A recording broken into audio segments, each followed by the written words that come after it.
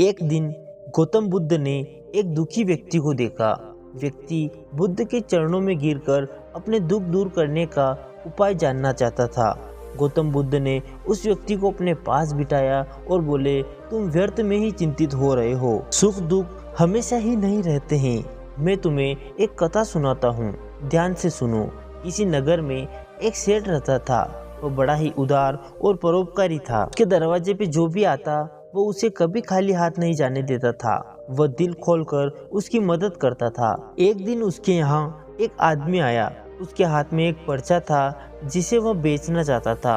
उसके पर्चे पर लिखा था, सदा ना रहें। इस प्रकार के पर्चे को कौन ही खरीदता है, लेकिन उस सेठ ने उसे तत्काल खरीद लिया और अपनी पगड़ी की एक छोर में बांध लिया। नगर के कुछ लोग सेठ से ईर्ष्या करते थे। उन्होंने एक दिन राजा के पास जाकर उसकी शिकायत की, जिससे राजा ने सेठ को पकड़वा कर जेल में डलवा दिया। जेल में काफी दिन निकल गए। सेठ काफी दुखी था। आखिर वह क्या करे, उसके समझ में कुछ भी नहीं आ रहा था। एक दिन अचानक सेठ का हाथ पगड़ी की उस गांठ पर पड़ गया। उसने गांठ को खोलकर पर्चा निकाला और उसे पढ़ा।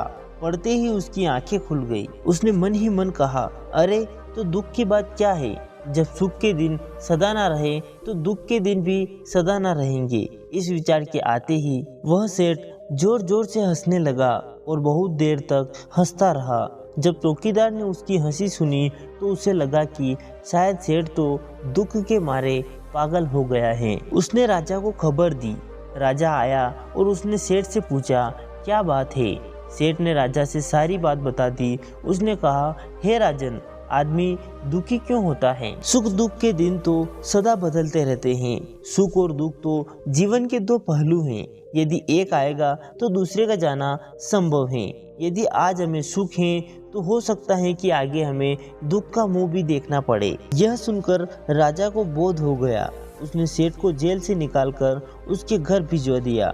सेठ अब फिर आनंद से रहने लगा, क्योंकि उसे ज्ञात हो गया था कि सुख के साथ साथ दुख के दिन भी सदा नहीं रहते हैं। बुद्ध के मुंह से यह कथा सुनकर उस व्यक्ति के मन का बोझ हल्का हो गया। उसने गौतम बुद्ध का आशीर्वाद लिया और अपने घर की ओर चल पड़ा। दोस्तों, इस छोटी सी कहानी के माध्यम से हमें यह सीख मिलती है कि सुख और दुख हमेशा नहीं रहते हैं, ये हमेशा बदलते रहते हैं। जब आपके जीवन में दुख का समय चल रहा हो तो आप यह सोचें कि अभी दुख का समय चल रहा है तो सुख का समय भी ज़रूर आएगा। इसी प्रकार यदि आपका सुख का समय चल रहा है तो आप किसी भी प्रकार का घमंड अहंकार ना करें। आप यह सोचें कि अगर आपका सुख का समय है तो आपका दुख का समय भी आ सकता है। इसी प्रकार आपको सुख के समय में ना तो ज़्यादा खुश होना है और ना ही दुख के समय में ज़्यादा निराश होना है, क्योंकि ये दोनों परमानेंट नहीं होते हैं।